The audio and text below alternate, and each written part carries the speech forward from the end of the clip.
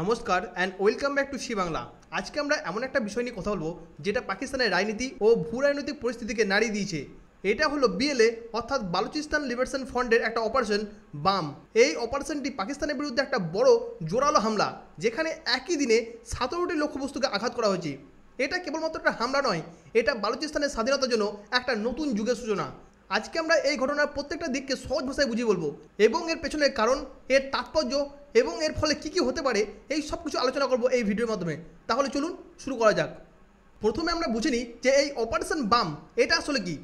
দেখুন, 10ই July Balochistan liberation front অর্থাৎ BLA একটা অপারেশন শুরু করে, যেটার নাম দেওয়া হয় বাম, যার অর্থ হচ্ছে ভোর অর্থাৎ নতুন সূচনা। এটা বালুচ জনগণের জন্য একটা নতুন যুগের প্রতীক। এই অপারেশনের মধ্যে বিএলএ অর্থাৎ বালুচিস্তান লিবারেশন ফ্রন্ট একই দিনে বালুচিস্তানের বিভিন্ন জেলায়, বিশেষ করে দক্ষিণ ও পশ্চিমাঞ্চলের পাঞ্জাগুর, কেস এবং অন্যান্য এলাকায় প্রায় 17টি এলাকায় একই সঙ্গে হামলা করেছে। এই হামলায় প্রধান লক্ষ্য ছিল পাকিস্তানি সেনাবাহিনী, পাকিস্তানের সামরিক স্থাপনা, চেকপোস্ট এবং যোগাযোগ ব্যবস্থার মতো গুরুত্বপূর্ণ অবকাঠামোগুলোকে। এই হামলাগুলো এতটাই জোরালো ছিল যে পাকিস্তানি সেনাবাহিনী প্রতিরোধ করার কোনো সুযোগই পায়নি। এই অপারেশনের মাধ্যমে বিএলএ অর্থাৎ বালুচিস্তান লিবারেশন ফ্রন্ট দেখিয়ে দিচ্ছে যে তারা এখন আগের থেকে অনেক বেশি শক্তিশালী এবং সুগঠিত। পাকিস্তানের সেনাবাহিনী বহুবার বিএলএকে দমন করার চেষ্টা করেছিল, কিন্তু তারা এখন ব্যর্থ হয়ে গেছে। এই অপারেশনটি বিএলএ লজিস্টিক ক্ষমতা এবং পরিকল্পনার একটা দক্ষতার প্রমাণ।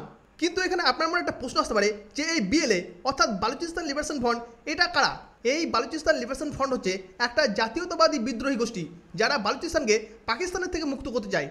তাদের প্রধান দাবি হচ্ছে যে পাকিস্তান বালুচিস্তানের প্রাকৃতিক সম্পদ যেমন কয়লা, প্রাকৃতিক গ্যাস, তামা, সোনা এই বালুচিস্তান থেকে শোষণ করছে, কিন্তু স্থানীয় বালুচিস্তানের বালুচ জনগণ কোনো ধরনের সুবিধা পাচ্ছে না। আর তার জন্যই বালুচিস্তানের মানুষ স্বায়ত্তশাসন চায়। তা না হলে পাকিস্তানের থেকে সম্পূর্ণ বিচ্ছিন্ন হয়ে একটা নতুন দেশ তৈরি করতে চাইছে। আমরা যদি বালুচিস্তান লিবারেশন ফ্রন্টকে দেখি, বালুচিস্তানের এই বিদ্রোহ কিন্তু নতুন নয়। বিএলএর ইতিহাস বেশ পুরনো।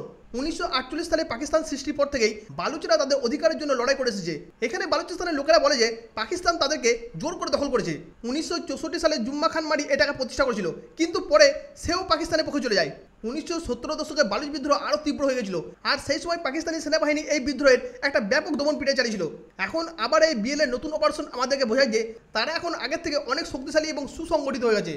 পাকিস্তান যদিও বিএলএ অর্থাৎ বালুচিস্তান লিবারেশন গোষ্ঠীকে সন্ত্রাসী গোষ্ঠী হিসেবে ঘোষণা করে, কিন্তু বালুচিস্তান লিবারেশন ফ্রন্ট তাদের এই আন্দোলনকে স্বাধীনতা সংগ্রাম হিসেবে দেখছে। এখন প্রশ্ন হচ্ছে যে এই অপারেশন বাম কেন এত গুরুত্বপূর্ণ? তার প্রথম কারণ হচ্ছে যে গত কয়েক বছরে বালুচিস্তানের মধ্যে সবথেকে বড় একক হামলা, যেটা একদিনে 17টি লক্ষ্যবস্তুকে একই সঙ্গে আঘাত করা হয়েছে। আর এটা দেখায় যে বালুচিস্তান লিবারেশন ফ্রন্টের হাতে এখন উন্নত পরিকল্পনা, সমন্বয় এবং লজিস্টিক ক্ষমতা রয়েছে। দ্বিতীয়ত হচ্ছে এই হামলার ফলে বালুচিস্তানের বেশ কয়েকটি জেলায় টেলিফোন যোগাযোগ ব্যবস্থা বিচ্ছিন্ন হয়ে গেছে।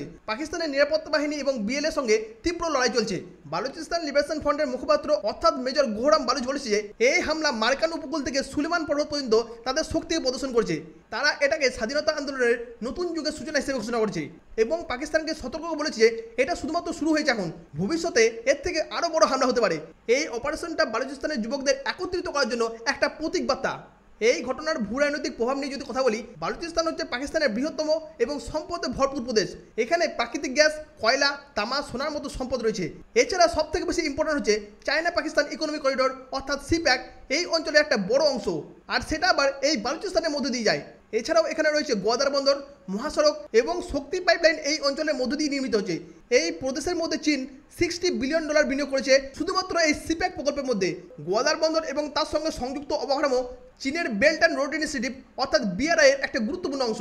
কিন্তু বালুচিস্তান লিবারেশন ফ্রন্টের এই হামলা সিপ্যাক প্রকল্পের জন্য সরাসরি হুমকি, কারণ তারা চীনের শ্রমিকদের টার্গেট করছে এবং তাদের অবকাঠামোর উপর বারবার হামলা চালাচ্ছে, যার ফলে চীন উদ্বিগ্ন হয়ে পড়েছে। আর তার জন্য চীন পাকিস্তানকে বারবার সতর্ক করছে এই বিদ্রোহকে নিয়ন্ত্রণে আনতে, কিন্তু পাকিস্তান বালুচিস্তান লিবারেশন ফ্রন্টকে কন্ট্রোলে আনতে ব্যর্থ হচ্ছে। এখানে বিএলএ অর্থাৎ বালুচিস্তান লিবারেশন ফ্রন্ট চীনের এই সিপ্যাক প্রকল্পকে একটা ঔপনিবেশিক শোষণ হিসেবে দেখে। যেমন ব্রিটিশরা একসময় আমাদেরকে শোষণ করতো, তারা বলছে যে এই প্রকল্প থেকে বালুচিস্তানের জনগণ কোনো ধরনের সুবিধা পাচ্ছে না। এই বিদ্রোহের ফলে পাকিস্তানের অভ্যন্তরের অস্থিরতা পাচ্ছে, যার ফলে পাকিস্তানের শাসন ব্যবস্থা একবারে দুর্বল হয়ে পড়েছে। কিন্তু এখানে পাকিস্তান দাবি করছে যে এই বালুচিস্তান লিবারেশন ফ্রন্টের পিছনে ভারতের সমর্থন রয়েছে। তারা বলছে যে ভারত এই বিদ্রোহীদের অর্থ ও অস্ত্র সরবরাহ করছে, কিন্তু ভারত সবসময় এই অভিযোগকে অস্বীকার করেছে। কিন্তু ভারত ঘুরিয়ে বলেছে যে তারা বালুচিস্তানের মানবাধিকার সংগঠনকে নিয়ে উদ্বেগ প্রকাশ করেছে। কিন্তু এই বালুচিস্তান লিবারেশন ফ্রন্টের বিদ্রোহে ভারতের কোনো ধরনের ভূমিকা নেই। যদি আমরা একটা উদাহরণ দেখি কুলভূষণ যাদবের কেসে, পাকিস্তান দাবি করছিল যে সে ভারতের গুপ্তচর এবং বালুচিস্তান লিবারেশন ফ্রন্টকে সে সমর্থন করছিল, কিন্তু ভারত এখানে বলেছে সে শুধুমাত্র একজন সাধারণ নাগরিক এবং এটা একটা পুরো ভুয়ো অভিযোগ। এছাড়া পাকিস্তান ইরান ও আফগানিস্তানের পর এই বিদ্রোহের জন্য দোষারোপ করছে। এখানে পাকিস্তান বলছে যে বালুচিস্তান লিবারেশন ফ্রন্টের সদস্যরা পাকিস্তানি সেনাবাহিনীর উপর হামলার পর ইরান এবং আফগানিস্তানের সীমান্ত পেরিয়ে চলে যায়, যার ফলে তাদেরকে ধরা একবারে কঠিন হয়ে পড়ে। পাকিস্তানের এই অভিযোগ দক্ষিণ এশিয়ার ভূরাজনৈতিক পরিস্থিতিকে আরও জটিল করে দিয়েছে। কিন্তু এখন প্রশ্ন হচ্ছে যে এই অপারেশনের ফলে এরপরে কি হতে পারে। প্রথমত হচ্ছে পাকিস্তানি বিএলএ অর্থাৎ বালুচিস্তান লিবারেশন ফ্রন্টের বিরুদ্ধে আরও কঠোর পদক্ষেপ নেবে। পাকিস্তানের সেনাবাহিনী বালুচিস্তানের মধ্যে গিয়ে বিমান হামলা চালাবে, ড্রোন নজরদারি এবং গোয়েন্দা অভিযানকে আরও বাড়াবে, যার ফলে স্থানীয় বালুচ জনগণের উপর একটা চাপ বাড়বে। এমনকি মানবাধিকার লঙ্ঘনের ঘটনাও কিন্তু বাড়তে পারে। কিন্তু পাকিস্তান মিথ্যা প্রচার চালিয়ে যাবে। তারা সবসময় বলবে যে এই বালুচিস্তান লিবারেশন ফ্রন্টের পিছনে কোনো বিদেশি শক্তি রয়েছে, বিশেষ করে ভারত। দ্বিতীয়ত হচ্ছে এই হামলাগুলো চীনের জন্য কিন্তু একটা বড় হুমকি, কারণ চীনের শ্রমিক এবং অবকাঠামোর উপর বারবার হামলা হচ্ছে। চীন পাকিস্তানকে বারবার সতর্ক করছে যে তারা যাতে এই পরিস্থিতিকে নিয়ন্ত্রণে আনে, কিন্তু পাকিস্তান এখনো পর্যন্ত এই বিদ্রোহকে দমন করতে পারেনি, যার ফলে চীনের বিনিয়োগের নিরাপত্তা নিয়ে একটা বড় প্রশ্ন হচ্ছে। তৃতীয়ত হচ্ছে এই ঘটনা ভারত এবং পাকিস্তানের সম্পর্ককে আরও খারাপ করতে পারে। বন্ধুরা, এই অপারেশন বাম বালুচিস্তানের স্বাধীনতা আন্দোলনের একটা নতুন অধ্যায়। এটি শুধুমাত্র পাকিস্তানের জন্য নয়, পুরো দক্ষিণ এশিয়ার জন্য একটা গুরুত্বপূর্ণ ঘটনা। এই বিদ্রোহ কোথায় যাবে এবং এর ভবিষ্যৎ কী হবে সেটা একমাত্র সময়ই বলতে পারবে। তবে এটা স্পষ্ট যে বালুচিস্তানের জনগণ তাদের অধিকারের জন্য লড়াই চালিয়ে যাবে। এখানে আপনাদের কি মনে হয় বালুচিস্তানের এই পরিস্থিতি কীভাবে সমাধান হওয়া উচিত? কমেন্টে অবশ্যই লিখে জানান।